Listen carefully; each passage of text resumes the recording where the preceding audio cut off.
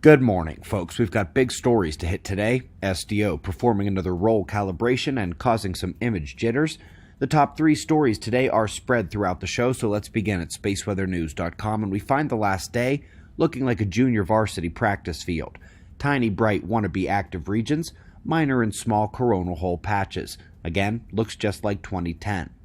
You can see the elevated solar wind telemetry from the small coronal hole does remain, but scaling on the left for purple solar wind speed remains below 400 kilometers per second, means it is weaker than a weak stream. Max geomagnetic effect couldn't lift us out of the green, calm conditions.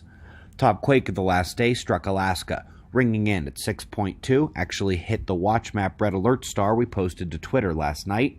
Storm Gloria pounding the southwestern part of Europe. Spain and France have seen days of trouble as flooding, storm surges, and lots of snow batter the region.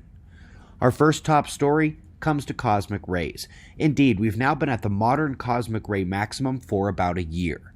Polar and equatorial stations are both showing our rise to levels likely not seen since the Maunder minimum, as the sun takes a dive out of the grand solar maximum of the 1900s. And folks, this is critical. Cosmic rays in blue do indeed move opposite to sunspots in yellow, and while sunspots aren't a bad way to gauge solar activity, it doesn't actually tell us how powerfully the sun is pounding out. Now, while cycle 19, top left, was indeed the maximum sunspot count of the entire 400-year grand solar cycle, the CMEs, the solar flares, didn't push cosmic rays to their minimum until 1992, the lowest blue spike.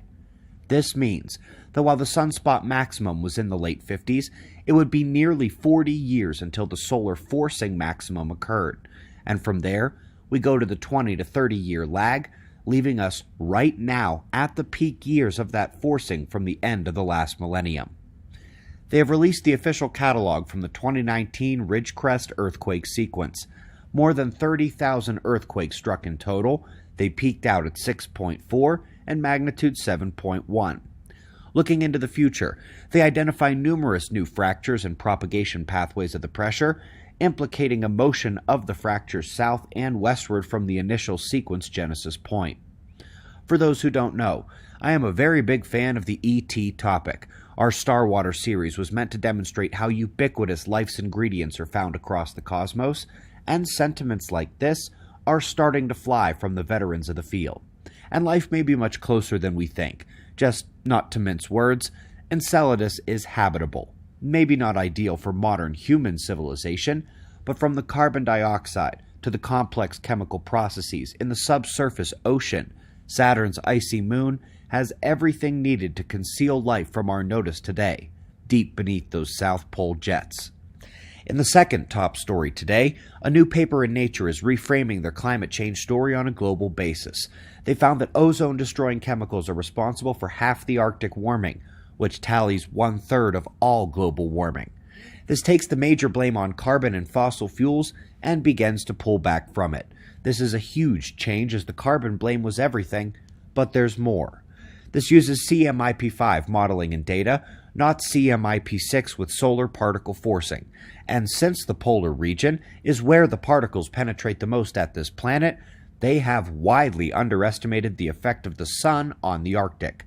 But furthermore, with Earth's weakening magnetic field, which is also not in climate models, some of the blame on human-destroyed ozone letting in more is actually extra penetration due to the shifting and weakening magnetic field of the planet.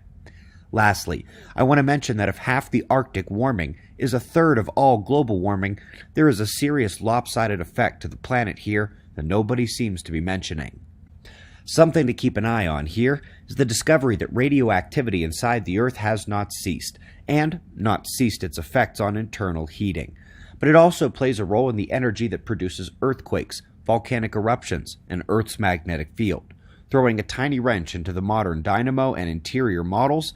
And something to note, radioactive particles respond with higher activity when bombarded with cosmic rays, which does send the imagination running when that response is beneath our feet. Last but not least, hard to deny, this could be the most important cosmology paper in 2020. If you recall, The galactic rotation problem says there aren't enough stars and dust and gas to hold the outer galactic stars in their spiral shapes, and so they blame dark matter. You need all this extra mass and extra gravity to hold it all in. But let's review. The lost light of Hubble found tons of normal matter in the halos around the galaxies where dark matter should have been. Keck showed us how that material is co-rotating with the galaxies, helping in both mass and motion. And then they found this material is fed by spiraling filament currents from the cosmic web. So, what would be the worst possible thing for dark matter scientists to find around the Milky Way? Well, it would be that our observation bias from inside the forest here has them missing 2/3 of the matter in the circumgalactic medium. The circumgalactic medium is indeed that region where the dark matter halo was needed to account for the galactic dynamics. Well, if it's electromagnetic dusty plasma instead, this town ain't big enough for the both of them. Folks, we're just a few days away here from Kat's first book signing. Her children's books really are awesome, and I'm not just saying that because she's my wife and my CEO and my best friend. They really rock. Come see her and me as we'll both be at Barnes & Noble on Briargate in Colorado Springs this Saturday from 11 to 1. You can pick up her books, our hats, and our sweatshirts over at otf.sells.com. In the meantime, we greatly appreciate your support. We've got wind map forecasts and shots of our star to close, and of course, we'll do this all again tomorrow, right here, but right now, it's 4:20 a.m. in the new Valley of the Sun. Eyes open, no fear. Be safe, everyone.